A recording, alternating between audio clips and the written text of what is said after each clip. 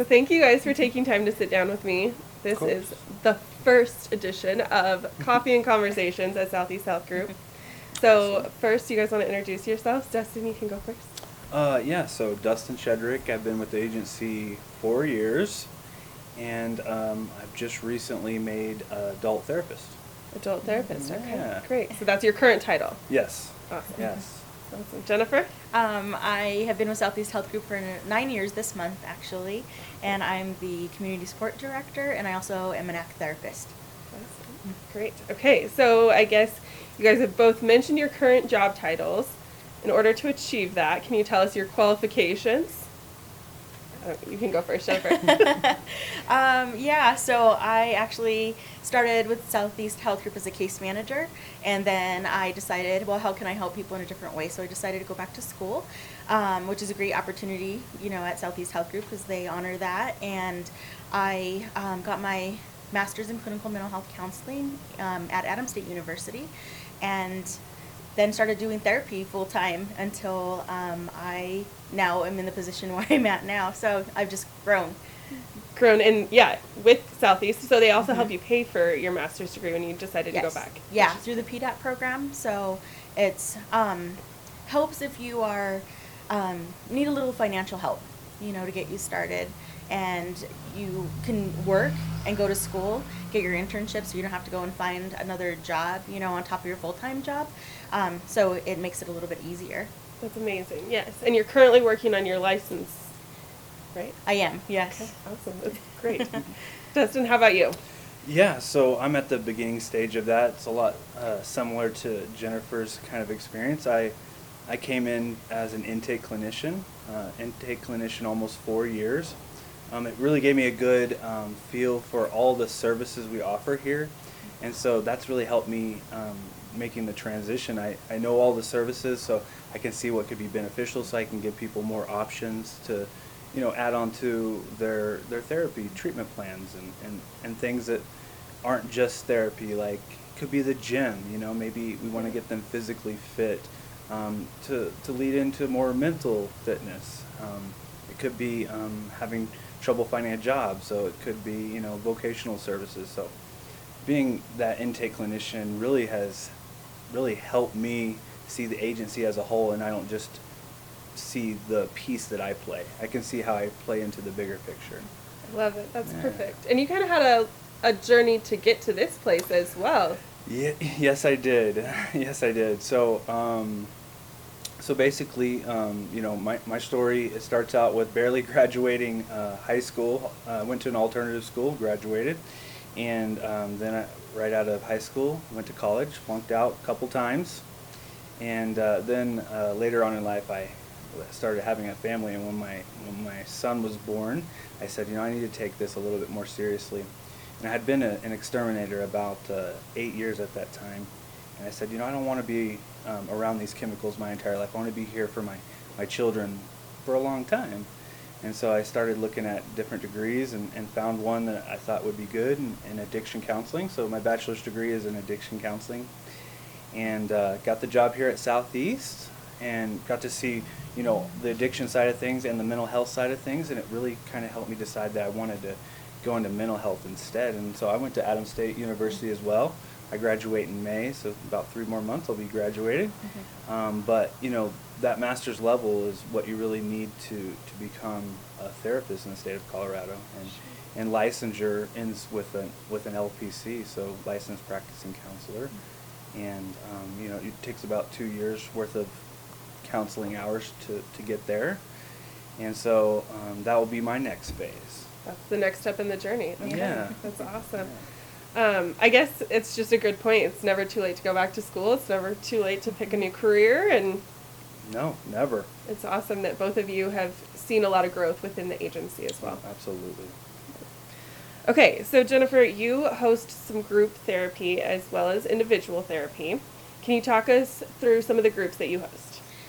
Yeah, so right now, I have had some experience with doing some skills groups with Choices program, and that kind of just fed my excitement, I guess, to continue doing groups even now.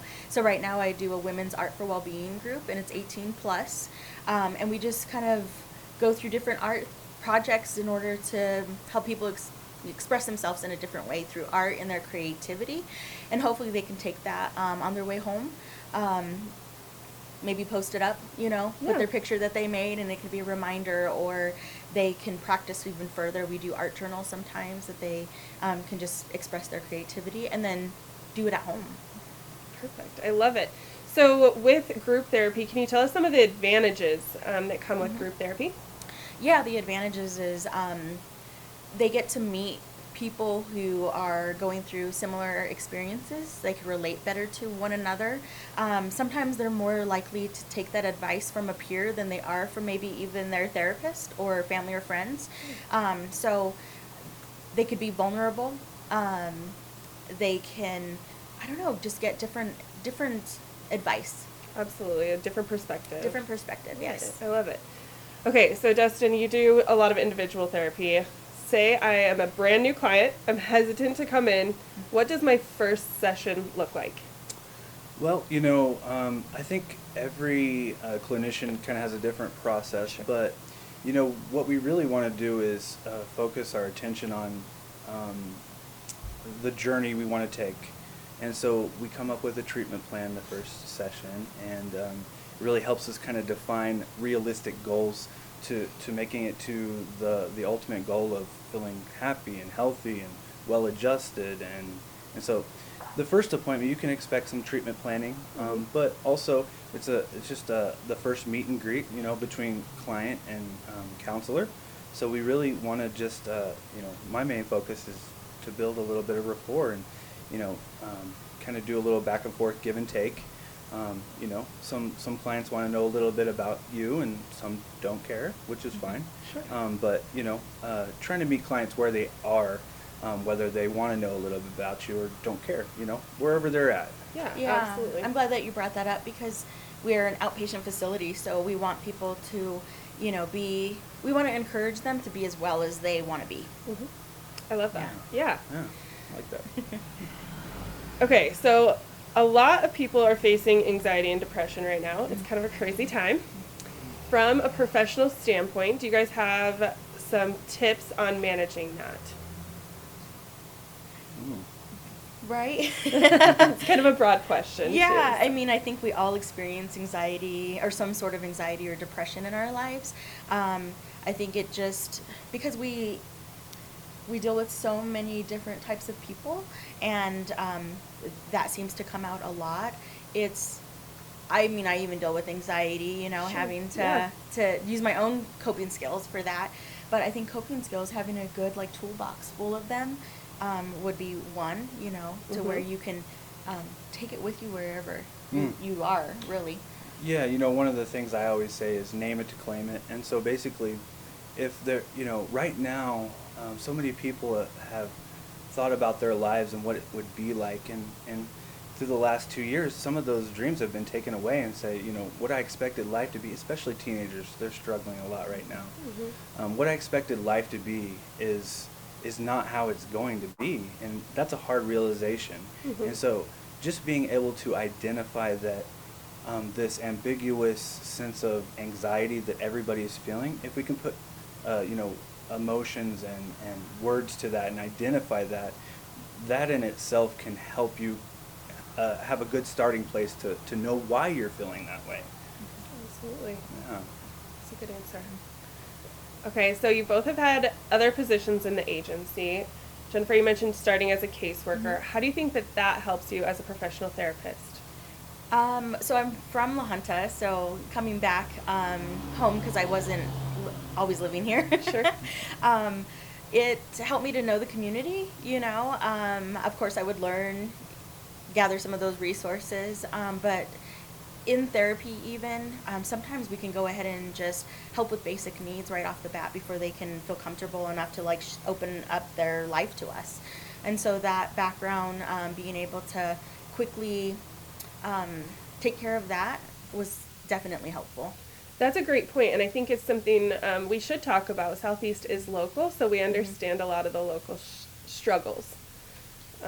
One of the advantages of coming to an in-person therapy session with a counselor. Mhm. So, Mhm. yeah. Yeah, indeed. You know, I'm not from the area. I'm from Mhm. Oklahoma City, and luckily I married into a great family, a ranching cattle family. Mhm.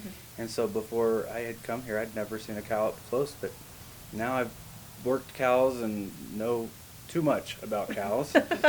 And it's really helped me connect with local, you know, people that are in the farming ranching industry and know those in particular struggles. Yeah, absolutely, Yeah. which are very unique. Yes. Rural stress is Yeah. Yes, yes. a little bit different. Yeah. Mhm. Awesome. I love it. Okay, well, I think that's all the questions I have for you guys. Is there anything else you guys want to mention about beginning a therapy journey? Yeah, definitely. I know it's hard to walk in the door sometimes, but reach out to us. We can set you up with a peer specialist, or, I'm myself even willing to meet you at the door and take you through that process so you don't have to do it alone. That's perfect. That's Yeah. a great point. And you know, intake really kind of offers two options. So they have a walk-in option. So, you know, if you're having a good day and it feels like, hey, maybe this would be the day, it's perfect for you. You can be spontaneous. Today's a good day for me. I'll come in. And, you know, those hours are Monday through Friday, 8 a.m. to 1. But then we also have a different option. You can schedule an appointment if you want to know when, where, and how it's going to happen. If you want that more structured feel, you could, you know, schedule the afternoon appointments that they offer. Which is as simple as calling our 800 number. Mm-hmm. Yep. Yep. And just requesting a mental health intake or a substance abuse intake or both. Absolutely. And now they've met you guys, so they can specifically ask for Dustin or Jennifer. Absolutely. Okay, great. Well, thank you for having a chat with me today, guys. I think Yeah. that's all we have. Thank you. Perfect.